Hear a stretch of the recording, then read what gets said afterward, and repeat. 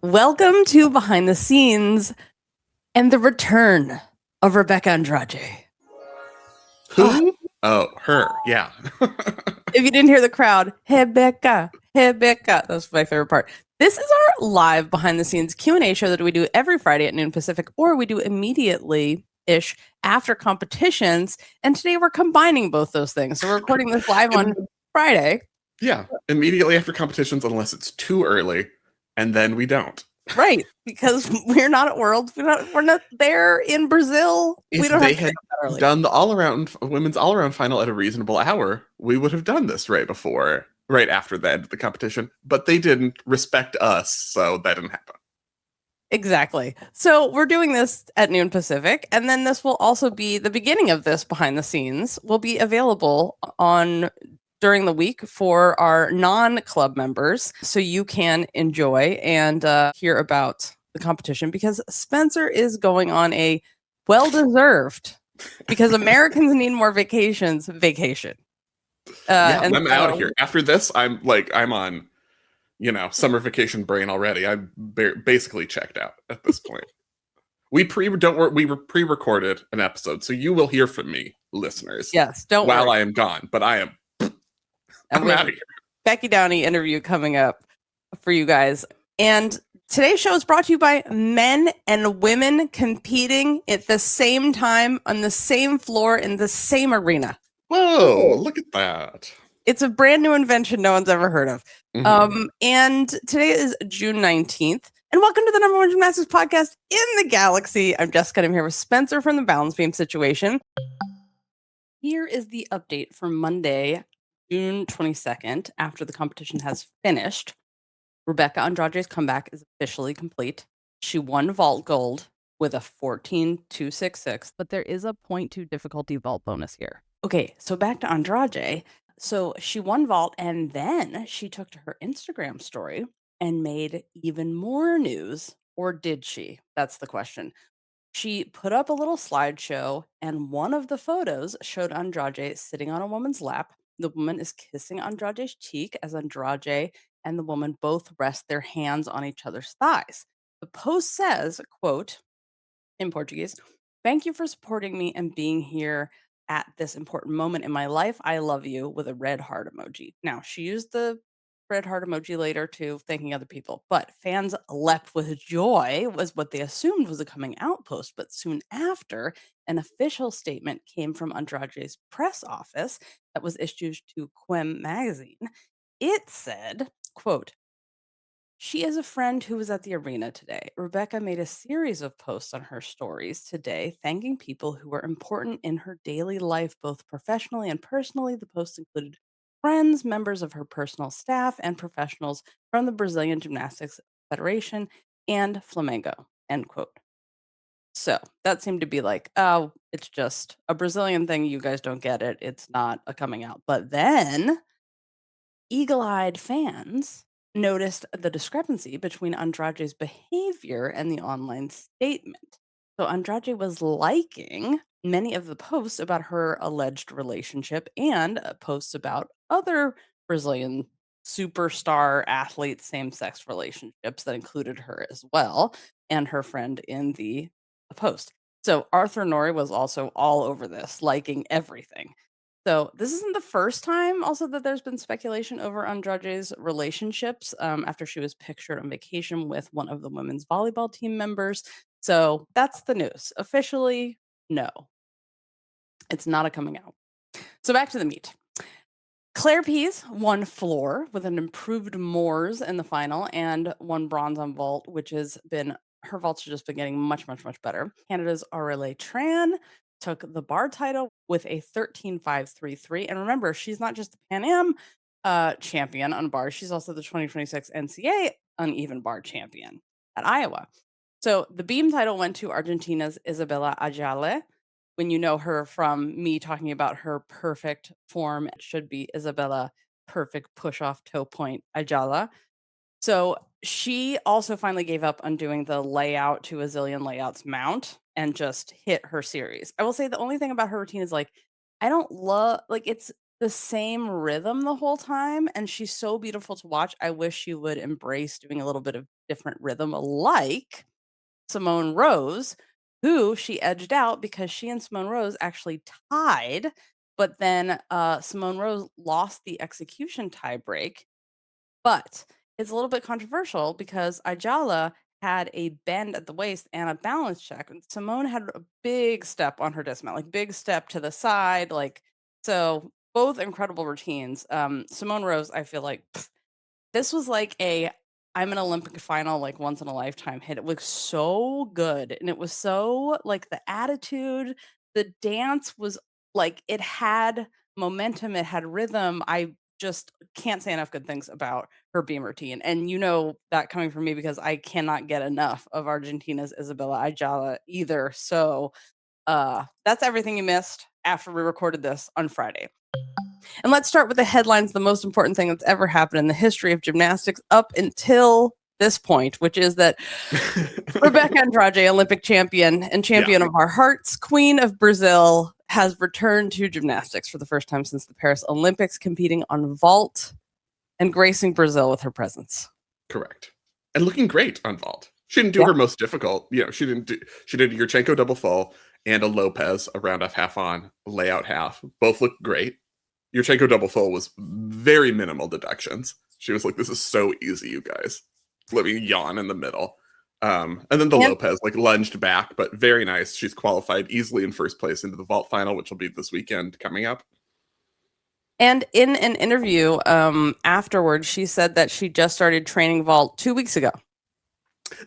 You shouldn't be allowed to say that. You have to pretend like this is really hard for you. You have to work really hard.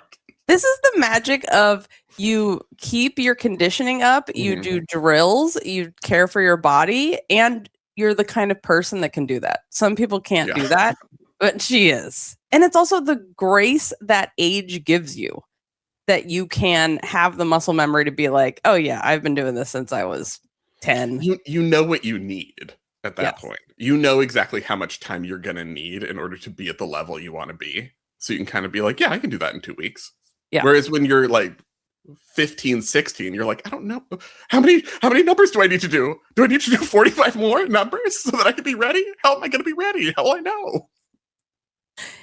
And she's 27 now. So, she knows what she needs and she can come back and do it when needed. Also, shout out to the people of Rio for showing up. A lot of people showed up on Wednesday for qualifications. And this is during the World Cup of Soccers, which I don't know if you're aware, but this is a national holiday for the however long it happens in Brazil. It is a huge deal. Well, I mean, Brazil wasn't playing at the same time. No, but still people are tired from the you got a lot of energy expended. It was not as full this morning for the women's all around, but I blame that on the time of day. Yeah, the people of Rio can't be. It was 9 a.m. It started at 9 a.m. in Rio. People of Rio can't be expected to show up at 9 a.m. That's rude. I was like, this is not okay, obviously. Oh, and please ask your questions. You guys who are here live, because we want to answer them for you, our Club Gym members. And then also when the regulars listen to this next week, we want them to feel like they missed out on something. FOMO. Like they want them to be really jealous. Sophie Tucker Daly says, my number one question is if Spencer wants score updates or not. Like on the World Cup for the sports ball. Oh, it's on right where I'm pointing in the screen. It is over my shoulder. Like I am barely watching Jessica. Don't worry, I got it. I'm on it. Like it's not on. The magic I'm multitasking. If there's anything I've learned from the years of live blogging, it's that I'm comfortable with two screens at the same time. I can do this. The only thing I'm up on with it is that basically Boston is now Scotland, and I'm fine with that. I'm good with that. The mayor has deemed it, and this is what I am afraid of is everyone's gonna realize Scotland is amazing and want to move there like I do. The Scottish should be very worried about this. Yeah. They're like, we don't want you to know what you're missing out on. Right. Stay away. I also hope that putting those cones on all the statues becomes a thing here. as it has in Scotland. Super Melody says. Super Melody says, I'm curious if Spencer has ever considered becoming a judge. He knows the code better than most judges I know. I really don't in terms of a lot of the little weirds, but also I have no desire to do that whatsoever. Yeah. Just absolutely zero interest. This is so much easier. Like, this is so much more comfortable. Judging is... Armchair judging is so much better than real judging, you guys. I can't even explain. The judge's job is nuts. That's why they should be paid like a real profession. And you should be paid enough to put up with me talking about how bad you are at it. Like, that is, you need a lot of money to like put up with that. I get it. Deborah says, my question is, when was Jessica's last period? Mostly kidding. Yeah, this is good. This is really set the tone so everyone understands what goes on the behind the scenes, behind you the guys. scenes. We are. Tell us about your periods. Does it count if it's so light you don't even need a tampon and it only lasts for a day? Because I don't count that. So, you guys, but I have a whole update on uterus related and STIs at the when we get to the real behind the scenes portion of this, because I didn't know this, and thank God our listeners are amazing and have updated me on these things. Okay, let's talk about Claire Pease and Charleigh Bullock, because Claire Pease is your Pan American 2026 all-around champion. Mm-hmm. But Charleigh would have won if it wasn't for this stupid rule in vault that I don't agree with. And Claire won. She's done great. I've talked so much about how much she's improved on vault, and that was a big thing for her here. She did great vault, and she has harder vaults, as we know. Like, she showed a Chung at the training camp, which may or may not count onto squishy mats. But if it shows up at event finals, then it counts. If it shows up at event finals this weekend, then it counts. Yeah. Which we will see Andrade, of course, at event finals later this weekend. They are Saturday and Sunday, and you can watch them on the You Pagu Pagu YouTube page. Watch out for fake Pagu feeds. Make sure there's fake ones out there. So we'll put a link to the official one. Also, they were, at least the first day was also on the Brazilian Federation's YouTube, if you're familiar with that one from watching Brazilian competitions over the years. CBG is what I always look up. So back to this stupid rule. Back to the competition. We're 8 minutes in. We can start talking about the competition we're talking about. Yeah. So basically, there used to be a rule, as anybody that ever competed vault, and when you start off, there's at some point when you run or like, oh my God, my steps are off, I'm going to die, and you slam into the vault or you touch the board and stop yourself. And that used to be like, okay, you get a do-over. And then they changed the rules, so it was like, you can have a do-over, but as long as you don't touch the vault. And then it's a do-over as long as you don't touch the board. And now you can't, if you take more than one step and you run and accelerate, that is a 1-point deduction if you don't vault, which is stupid, because we want safety first. We want people to realize if their steps are off, don't go for it. But now it's a 1-point penalty. My first question is, this is what happened, right? Because we did not see this vault on the feed. We didn't, but the neutral deduction is up. It's 1.1. The neutral deduction is 1.4, an empty run. So you still can't touch the vault. That would be a 0. But if you do an empty run, it's 1 point. Versus like NCAA or something where you get two free runs, right? Then you have to go over the third time. I don't remember what NCAA rules are. But you get definitely, like, you could run through and it's fine. You just go again in NCAA, and a lot of other rule books in gymnastics, but for the FIG, it's 1 point. Yeah, I think my issue with it is when the penalty is that much, you are encouraging people to maybe vault if it's not safe. I think that's there's so much, when the penalty is that large, you're kind of like, oh, I got to go over. So good for her if she was off, if it was going to be dangerous or something. Good for her for not vaulting. Yeah, she made the right. Also, you have to go over at some point. Like, you can't just have unlimited tries. But I would like it to be more like, I don't know, either softer, like an out of bounds or something, or nothing, or your first, run through is fine, or it's a time, like you have to start in a certain amount of time, like the other events, where it's like you have your 30 seconds. So like, if you can run through, then go back within the time limit to start, you can it's fine. I think that would make more sense. than your steps were off, so it's a fall. But if your steps are off on beam and I guess you could stop. You stop and then you go back and you get maybe like an artistry deduction, rhythm, some deductions for that, but it's not like a fall. And the thing is, like you said, like Charleigh made the right choice. If your steps are off, don't vault. Yeah, don't vault. Yeah. Every gymnast knows that. Like, no, I don't want to die. It's going to be weird. Or you're going to do a funky handspring over or whatever. But I mean, on Yurchenko, it's too dangerous. You can't. But she did the right thing. But I think I would like the FIG to revisit this rule because I think we want to encourage safety, not discourage safety.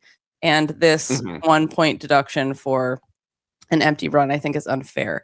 But I do want to go back to remind everybody what's at stake here. So this was a qualifier. No one's qualified to World Championships.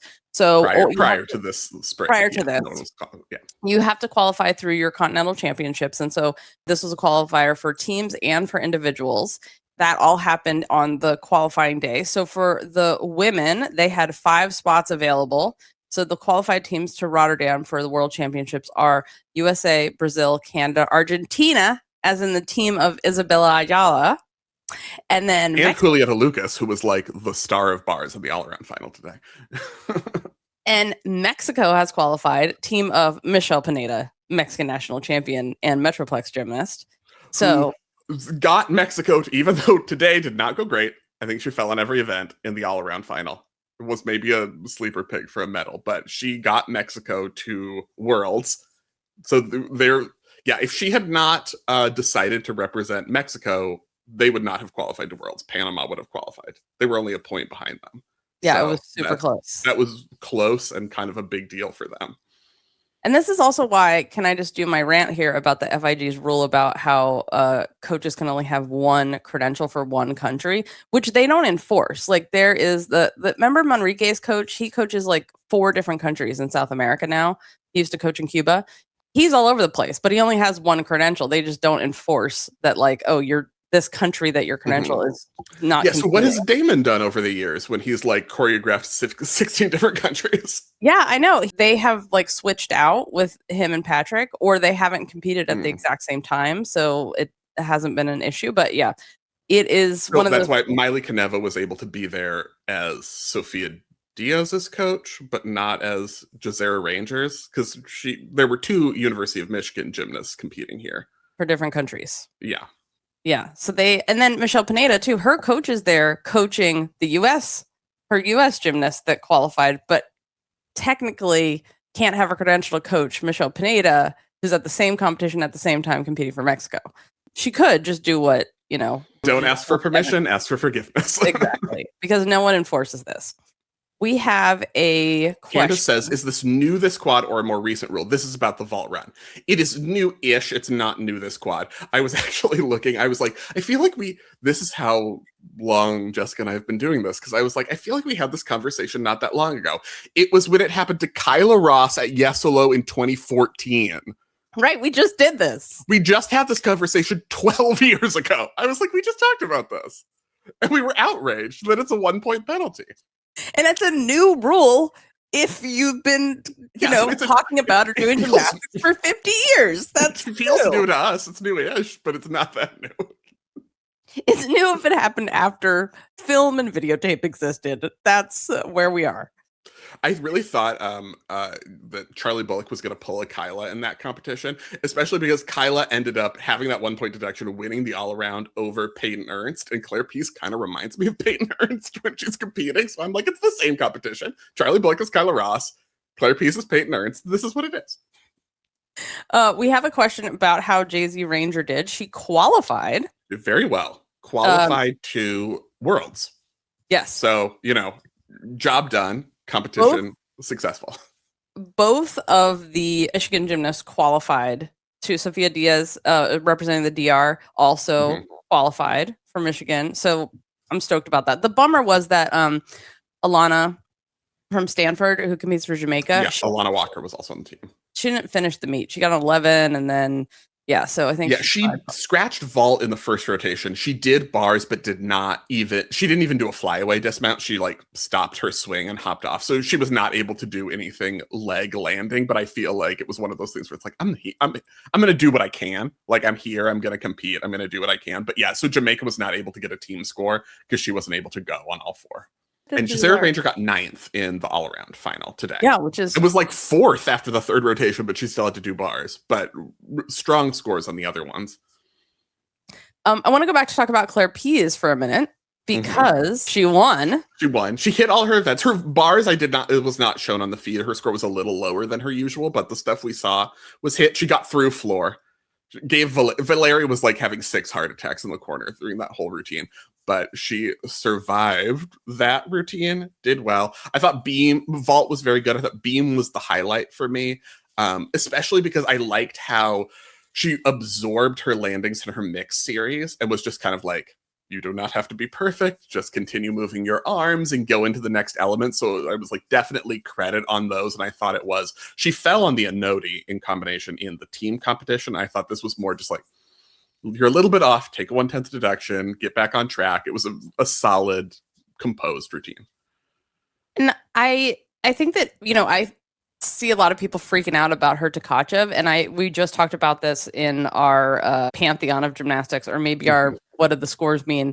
But this is a Woga designed Tkachev. It's supposed to be a butt scraper. It is designed not to be high, turned over, have no deductions. It's designed to stay on the bar. It's designed so you can have your statistically more likely to catch your Tkachev. So it is supposed to look like that. It's not an accident. You can tell Hezly didn't come from Woga originally because hers was pretty high.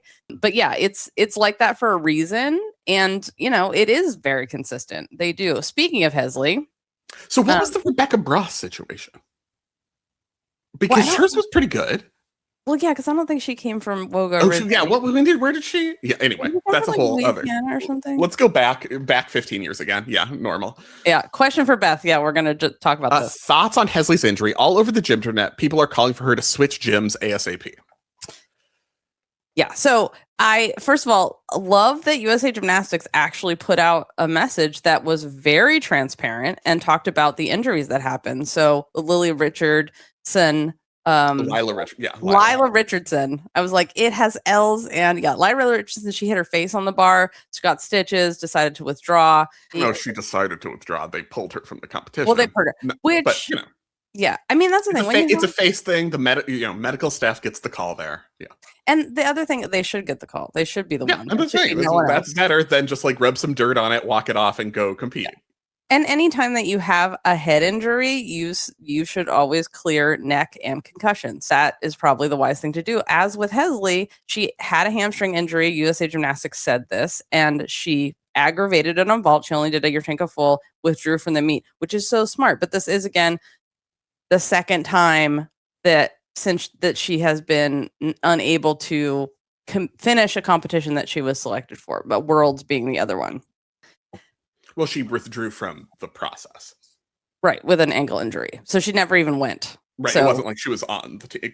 Right. I just wanted to, because it wasn't like she was on the World team competing at Worlds and then. But she would have been the default. Yeah, assume that she would have been on the team. But but thank you for clarifying that specifically.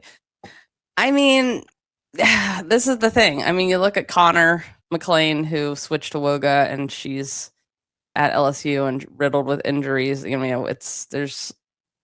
Is it elite gymnastics? Is it Woga? Where's the, I don't know. I don't know if it's her, if it's training, but this is really smart. This is a good decision. So I feel like, should she switch because she's hurt too much? Or do you just know about her and lots of other gyms don't talk about how many injuries they have? Yeah, I mean, there's nothing new. There's nothing new we've learned about the Woga injury history from this competition. And I think you can both say, yes, it's good that gymnasts are not just being thrown out onto the competition floor without having their injuries evaluated and you're pulling out and you're taking care of it yourself. But also, why is everyone always so injured on like the minute of the competition? And why are there, a third of the team getting injured, day of or day before? And then you have people going to Worlds. It's like, oh, they're not able to do the vault we thought they were going to do because, oh, they're too injured. Like, this is a consistent thing. So you can say, yes, it's good that you're taking care of these injuries, but also, why are there so many is a worthwhile question that shouldn't be erased with, well, at least they're taking care of everyone, because you shouldn't, not everyone should be this hurt. Yeah. But US men's team also who got through. But this is also a good change from member Morgan Hurd and Riley McCusker Pan Ams, where one had, according to emails released, had what was it? Rhabdo Light. We'll call it Rhabdo Light. And then Morgan landed on her head and was still allowed to compete. So yes, it's better. It's better. It's better. This is the better thing to do. I agree. But it's Woga. It's nothing new. I feel like at this point, you know what you're getting into. Yeah, I mean, there should be no surprises with Woga. Everything's out there. There's no secrets. Would I move if I were Hezly? Yes. But that would have happened well before this competition. Would I be an elite gymnast? Never. Would I be an elite gymnast? No. Terrible. Yeah. Yeah. I would be like, oh, this is dumb. Let me quit. Ooh, that's better. You know what's fun? Quitting. Quitting is the best. The Spencer Barnes story. You know what's fun? Quit if you're not immediately excellent at it or not having fun. I think Thais Fidelis from Brazil came in third. Mm-hmm. Also, really nice very to see strong. her competing. Yeah. And, a 52, which is not what the range that you want to see her in. It was okay. I think for Thais, this is a solid, she's not going to she has a Yurchenko full. Vault's not going to be a huge score. It's not like you're expecting her to win the world's all-around title. So I think this is, it's very strong. She did mostly what she was a little issues on most of the events today versus team, where I think she was on the higher 52s, but solid result. And she's a top qualifier on beam, which is her best one, her main one. Yeah. Some of your other favorites who have made it that you guys might want to know about. Hezly Heron from Panama qualified to Worlds. Did the Biles in the all-around final today. Yes. Biles won on floor. What she's known for. Who else? Those are the main. Those Hezly Heron. One you might want to know about Hezly Heron. End of list. That's the main thing. But we talked about the University of Michigan gymnast Jazara Ranger and Sofia Diaz made it. A couple others I really enjoyed. Ana Gabriela Gutierrez, also of Panama. I think she has really well executed gymnastics. She was the top gymnast who wasn't on a qualifying team to make Worlds. She got a 51 in the all-around team, so she was like, first spot's mine. That was very nice.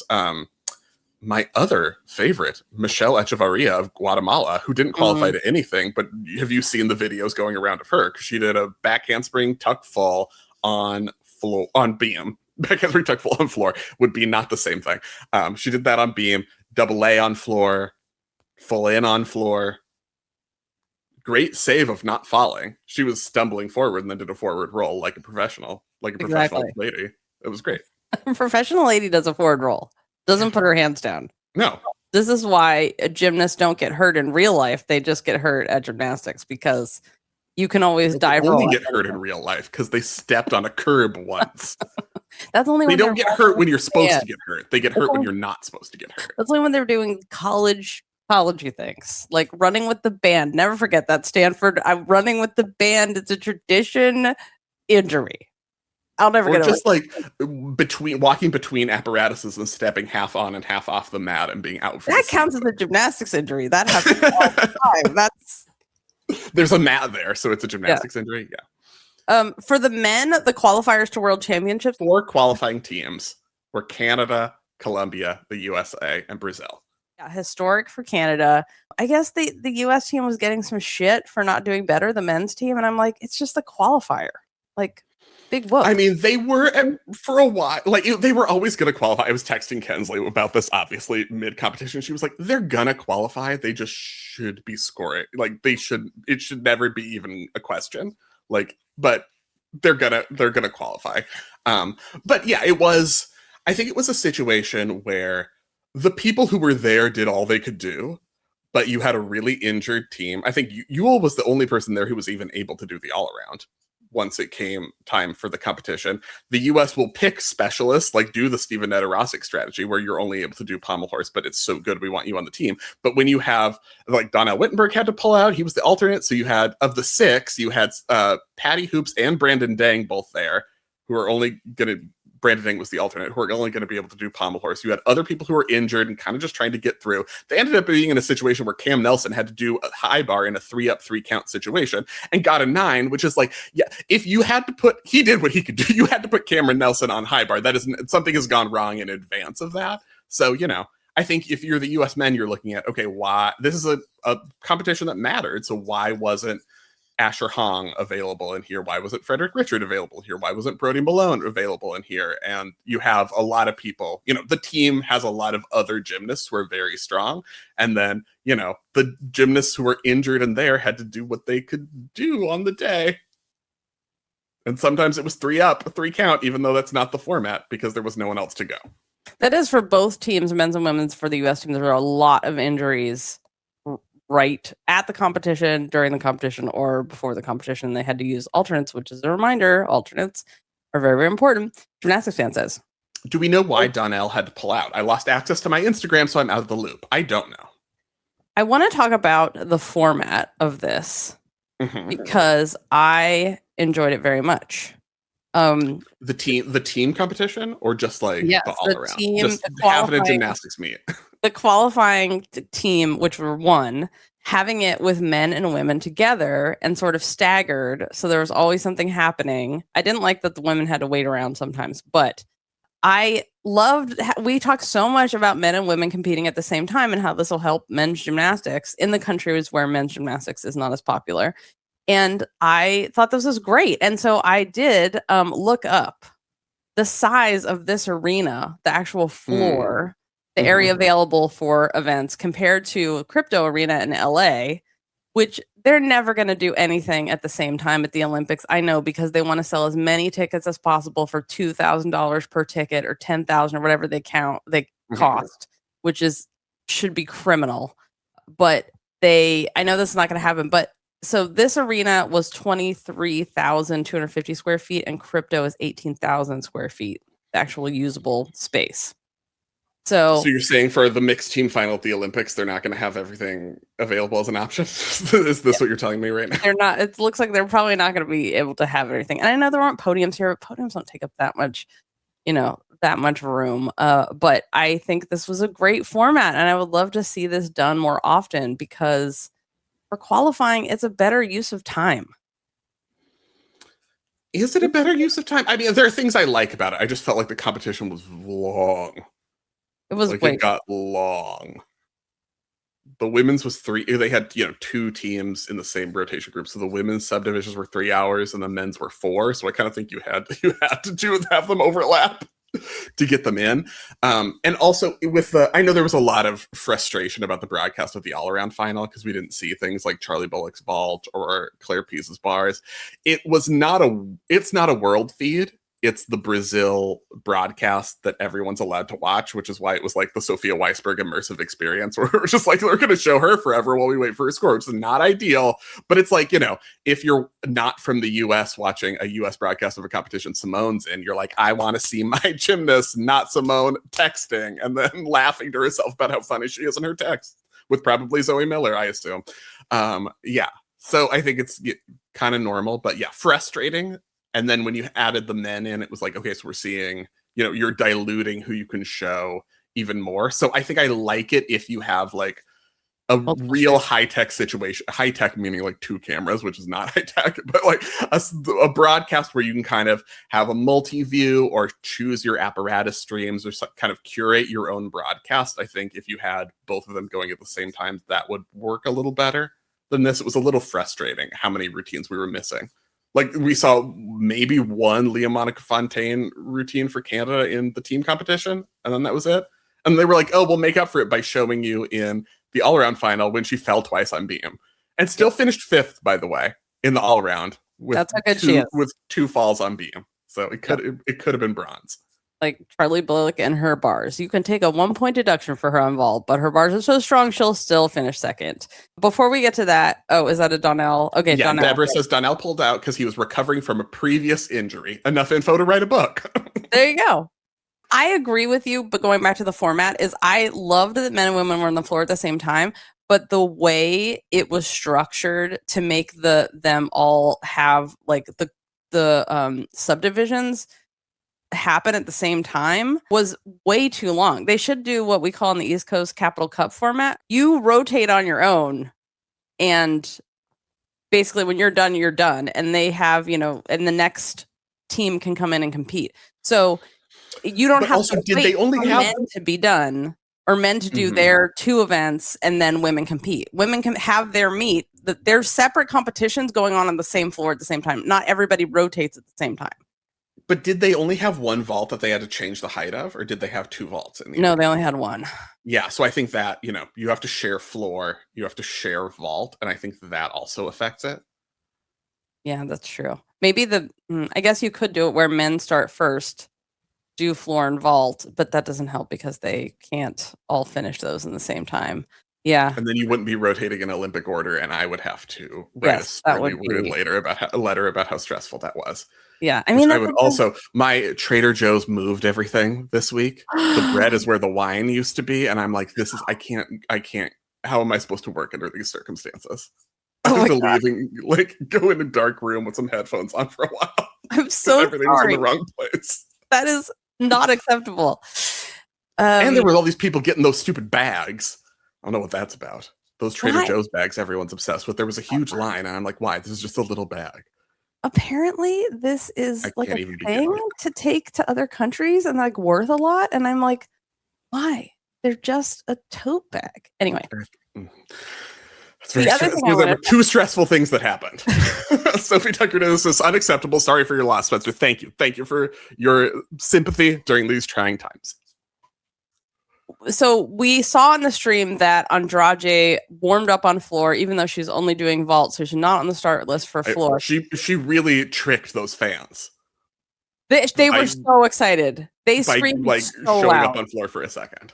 And she's like, I just did a row of back handsprings, and now I just did a back tuck to stay warm, you guys. So let's go over the rules, because the way the rules are written about who can warm up is confusing. And I was like, Spencer, let's go over this, because even I am like rereading this and it's making me confused. So yeah, she is allowed she's on the team, so you're allowed to use the touch warm-up period to be on the apparatus, even if you're not going to go, because you are, listed on the start list essentially as the alternate for that event. So yeah, you're allowed to go per the technical regulations. Also, shout out to the alternates for the US, who I think Simone Rose didn't get a warm-up before she had to go in. She also missed her prom for qualifying. Her dad was telling me all this. Her prom for the qualifying to Pan Am's team, and then her high school graduation she missed to be here competing. And so so I was like, well, it's a good thing that they're in Brazil, because if there's anything better than prom, it's whatever's going to happen at the after party of Pan Am's. That's way better. And this is why the all-around final was so early. They were doing it so they had a whole day to themselves. So they could. I mean, like in the olden days, that would have been laughable if you said you had a day to yourselves. But maybe they're like, kinder, gentler. They could do their own thing for a second in Rio. And on Sunday, after everything's done, the banquet's going to be amazing. Michelle says, yes, Trader Joe's bags go for over $1,000 on eBay, but I will never wait in those lines. Oh, I was just walking by them. I could have grabbed like 5 and no one would have noticed. I should have done that. Is this a new Labubu? Apparently. I'm very confused. Okay, we are going. Also, they know me by now, so I just go in. I'm like, hi, you know me. I don't like these bags. I just want to buy food. And they're like, yeah, just go. You don't have to wait in the line. Just go in. Yes, Jill, you are rich. You have a Trader Joe bag. You are rich. Yeah, this is the facts. We are gonna go to our behind the scenes portion of the show right now and talk about things like, did you know, Spencer, that you don't need a pap smear anymore if you test negative for this STI? Did you know? It changed my life. My Right, next gynecologist appointment is going to be off the hook. You're going to walk in and be like, oh, I tested negative for that, so put that speculum away. Yeah, that's coming up next. But before that, I want to tell you. What a teaser. What a teaser. I'm a professional, you guys. Yeah. We still have our Refer a Friend program going on. So you're like, hey, friend, sign up for Club Gym Nerd. And me and you both get a free month of Club Gym Nerd. So then after they sign up, you send us an email that says referral to customer service at GymCastic.com and give us the email that they signed up with, and we'll give you both a free month. And you can find the link at GymCastic.com. If you won fantasy, check your emails because we're still waiting to hear back from some of you who have won things. And Blue Sky now has private groups. So if you're still hanging on to Twitter, despite the CSAM and Nazi running it because of the gymnastics, or using it as a tool of the oppressor against the oppressor, which is also understandable, the only thing that Blue Sky didn't have was private groups, and now they do. All right. So now our conversation continues for Club Gym Nerd members who help us pay the bills. They support us all year long. They're the people that help us to get to things like Jakarta, all the way in Indonesia last year for World Championships and cover it, and this year in Rotterdam, and to Phoenix for the National Championships. So thank you all, and this is our love letter special Q&A just for them. And they send us letters at gymcastic@gmail.com. Let's go back to pap smears. So this is how good. Okay, yeah.